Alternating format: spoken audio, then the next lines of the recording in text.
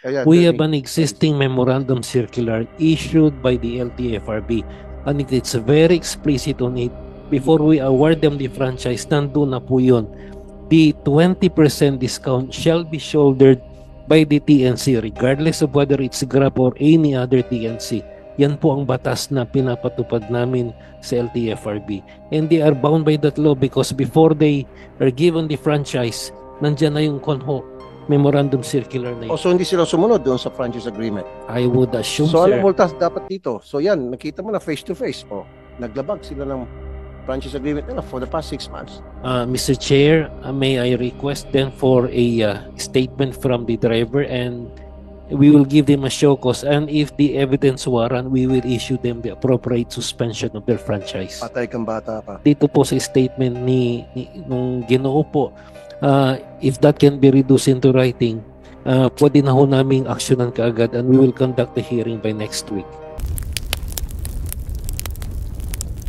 Ngayon, ang tanong ko, sino nag-absorb ng 20% discount? Driver o Grab? Dapat Grab.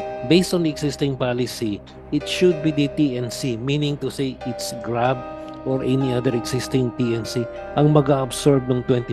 It should never be the driver. Okay, meron ba tayo driver dito ng Grab? Do we have one?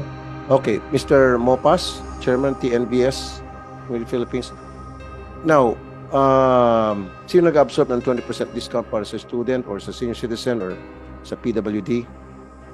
Kayo, driver, or yung Grab? Thank you, Mr. Chair.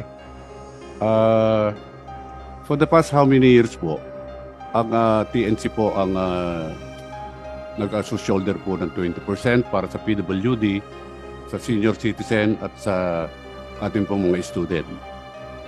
Pero in-implement po ito pong taon na to, implement po ito, hindi ko alam po anong buwan po yun, ang nag-shoulder po ang mga drivers na po ngayon ng TNBS. Kailan lang po ito?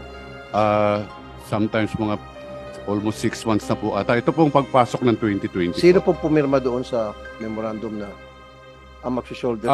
Actually po, ay kayo instead sa... Pinalabas po ito, sinabi po ito sa aming comms. Sino nagpalabas po? Ang Grab po. Sa Grab po kami, ang unang nag-com po sa amin dahil ang dominant po kasing TNC ngayon sa Grab.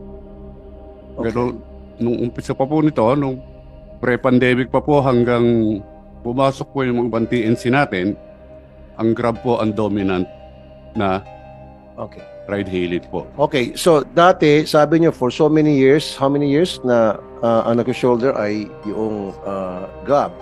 Ngayon, TNC. Ngayon, pinag-shoulder na sa kayo mga driver. Doon sa 20% discount para sa PWD, senior citizen students. Tama? Did I hear it right? Yes, Your 6 Honor. months ago lang. Yes, Your Honor. Grab, anong nangyari, sir? Salamat po, Mr. Chair. Mr. Chair, yung polisiya po ng pagbayad po nung itong mga pag-shoulder ng discounts ay ginawa pong polisiya ng Grab dahil po sa pandemya para po makatulong sa mga driver. Pandemya, 6 months ago lang. Opo, kaya nga po, in-extend po natin hanggat kaya.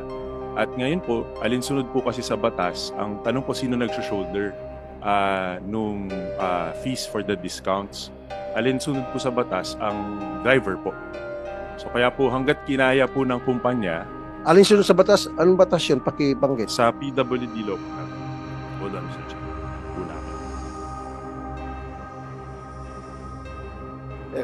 While he's looking at it, LTFRB, can you... Mr. Chair, may I be recognized?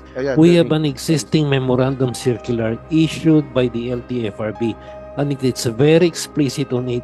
Before we award them the franchise, nandun na po yun. The 20% discount shall be shouldered by the TNC regardless of whether it's Grab or any other TNC. Yan po ang batas na pinapatupad namin sa LTFRB. And they are bound by that law because before they are given the franchise, nandyan na yung CONHO memorandum circular na yun. So hindi sila sumunod doon sa franchise agreement? I would assume, so sir. anong multas dapat dito? So yan, nakita mo na face to face. Naglabag sila ng franchise agreement nila for the past 6 months. Mr. Chair, may I request then for a statement from the driver, and we will give them a show cause, and if the evidence warrant, we will issue them the appropriate suspension of their franchise. Patay kang bata ka.